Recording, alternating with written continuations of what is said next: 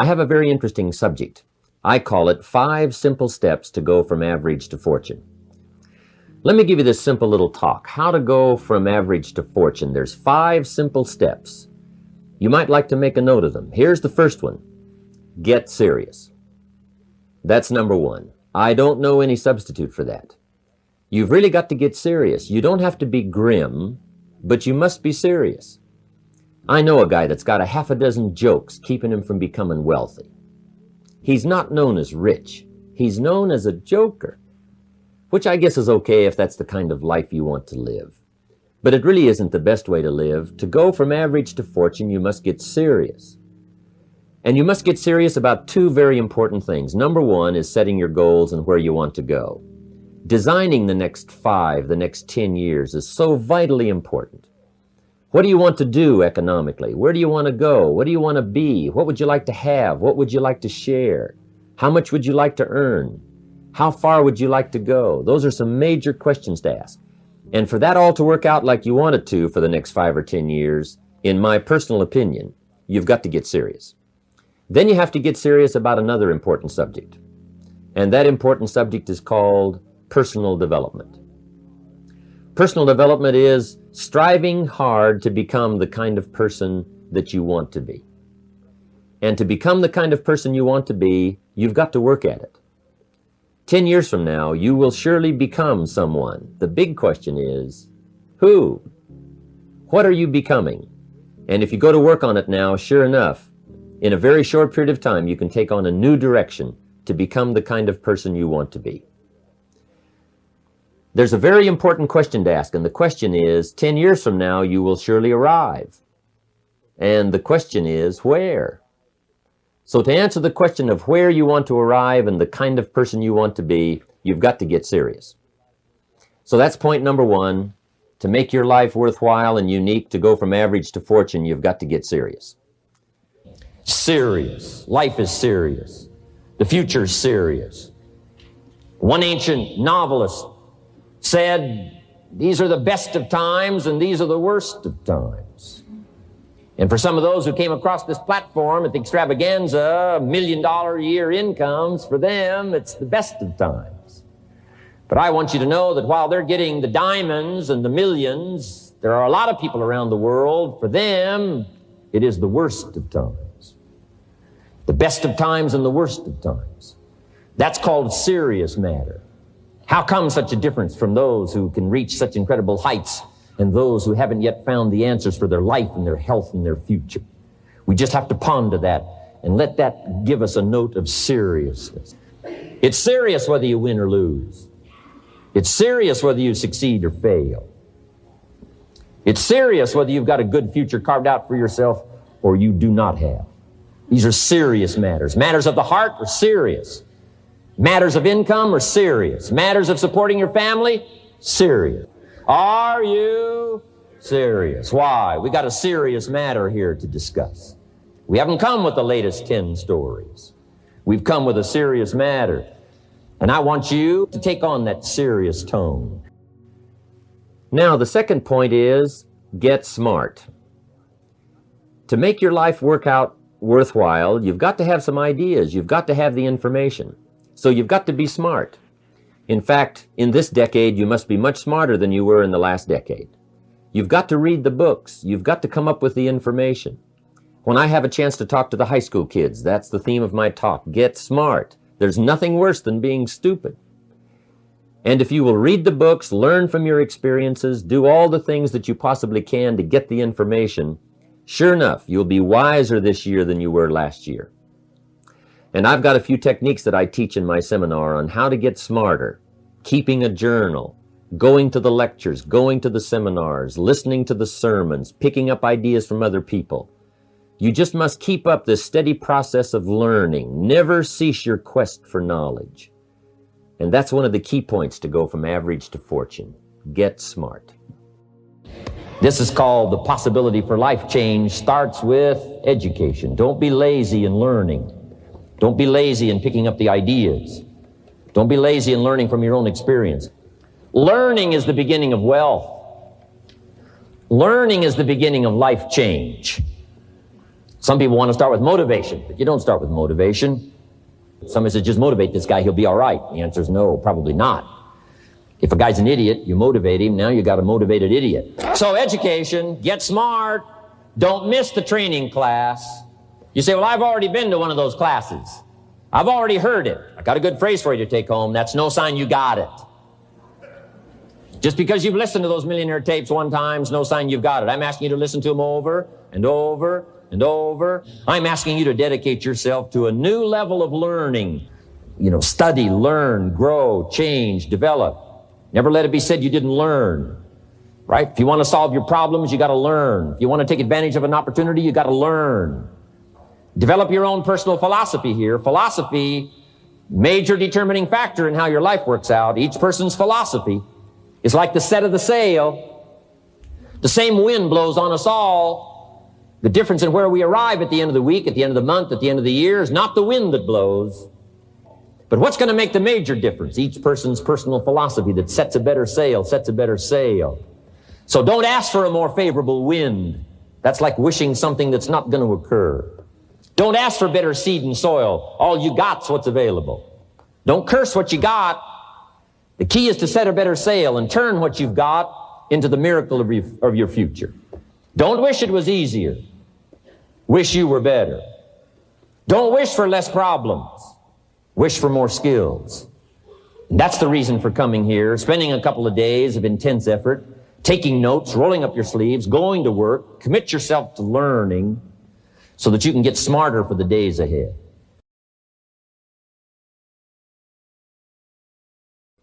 Now here's number 3. You've got to get going. All of the things that you've learned will not do you that much good if you don't put it into an action plan. You've got to get going. In my management and leadership seminar, we teach game plans, how to put all the good things that you've learned into action. Economic action, social action, personal action. How to make the changes and how to actually do the work, how to actually function. Get going, that's the key. Some people are ever learning, but they don't put it into action. They don't really take the action. It's like the man who keeps bringing materials to the building site and never builds anything. He keeps bringing in the sand and the gravel and the windows and the doors and the roofing material, and he just stacks up all these supplies, but he never builds anything. See, if you do that long enough, fairly soon they'll come and take you away. You've got to do something with what you've learned. You've got to take action. You've got to get going. So that's one of the most important things to learn, how to design your days, how to design your weeks, how to design the months so that you take the proper action to get the proper return that you're looking for, whether it's economic or personal. Get going. It's a major key. You got to get going. You got to take action. The disciplines is the miracle process. And here's how to get the miracle of your future going as far as disciplines are concerned. Number 1, do what you can. You might go home and set a whole new pace for yourself, and we call it cleaning up neglect. Should walk around the block, could walk around the block for your good health. Don't walk around the block. See, you're on the wrong track. Should read, could read, don't read. On the wrong track. Should call, could call, don't call. On the wrong track. Could change, should change, don't change.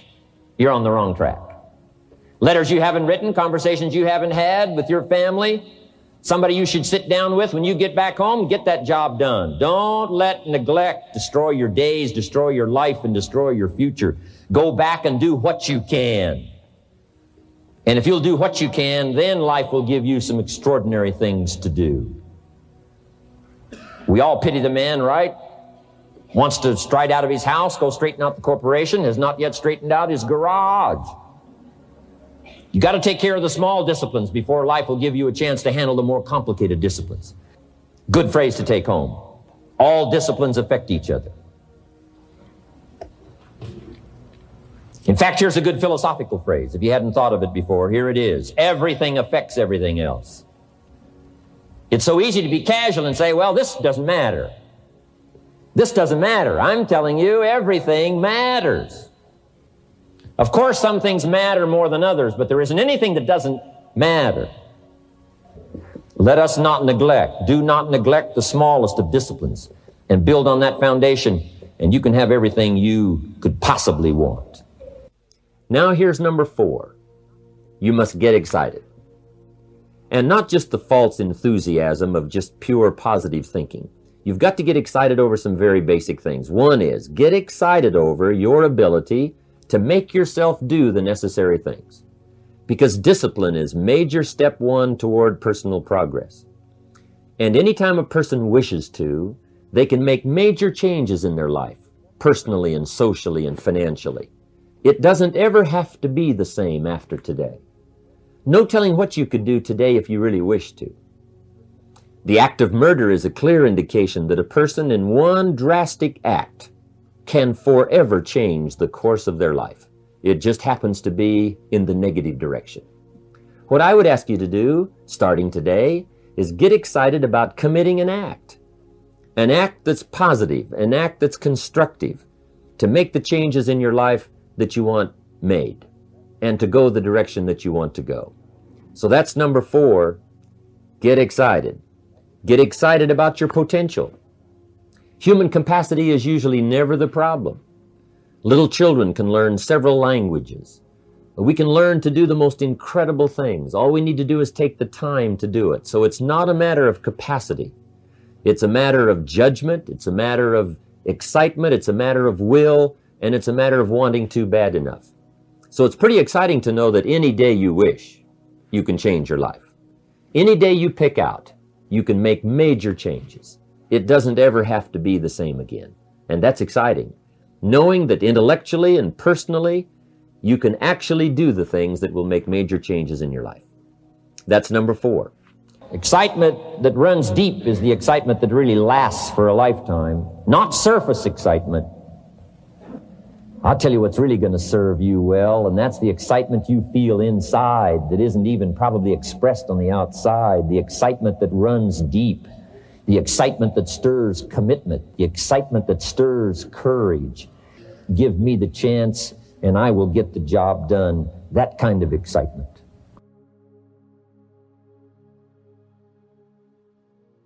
Here's number 5. Number 5 is get away. I have found, especially in the last 15, 20 years, that there's an important thing called life balance.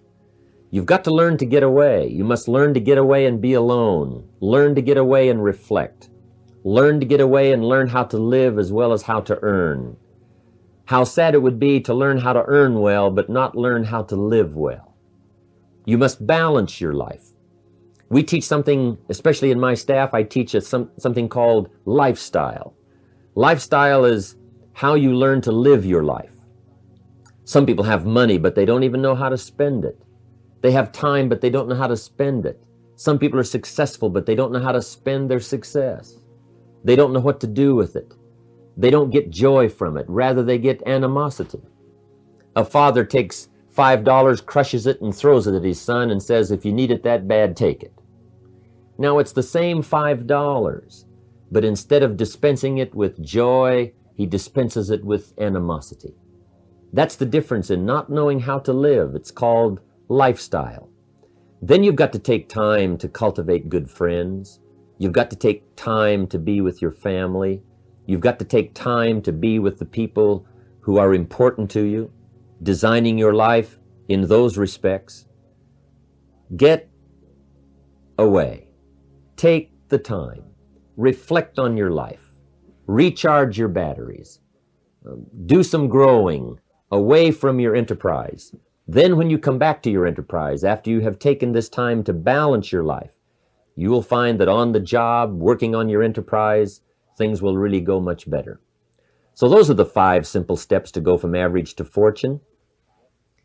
Get serious. Get smart. Get going. Get excited, and get away. I hope those points will be valuable for you as you consider them.